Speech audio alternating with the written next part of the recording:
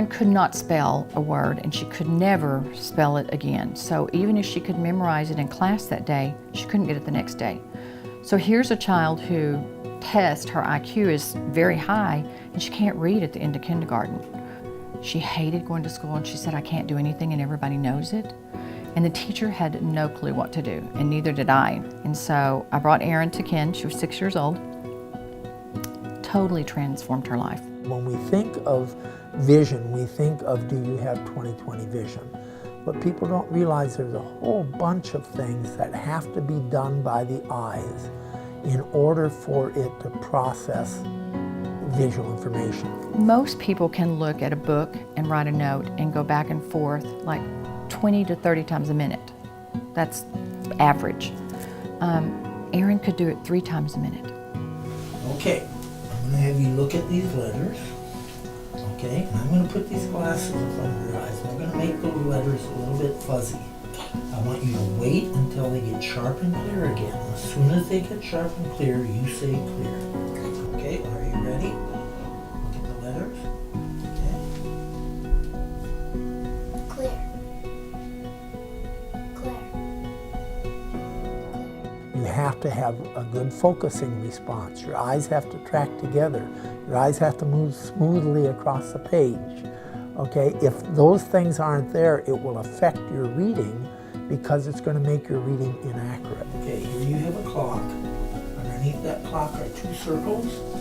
Now I want you to tell me, okay, keep looking at that, keep it lined up there. The tip of your nose right there. Oh, perfecto. That's what I want because it lines your eye up right.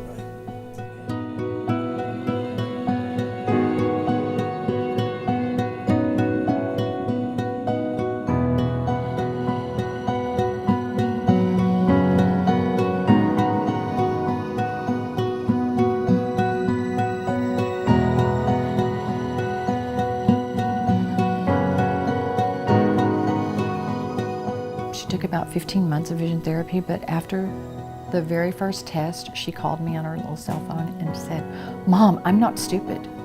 I was like, I know you're not stupid. She goes, no, I mean like, I'm really not stupid. Watch.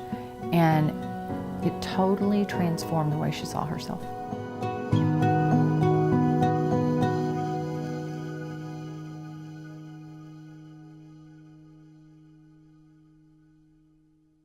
How smoothly would you read if your eyes kept wandering around the page and you lost your place every few seconds? Would you enjoy reading if whenever you read a book, your eyes began hurting after 5 minutes and after 10 minutes you had a splitting headache? Would you be confused if you consistently saw double when you looked at the page? How much would reading interest you if you had to work so hard to keep the words on the page in focus that you couldn't concentrate on what they meant? One or more of these scenarios is an everyday occurrence for many children.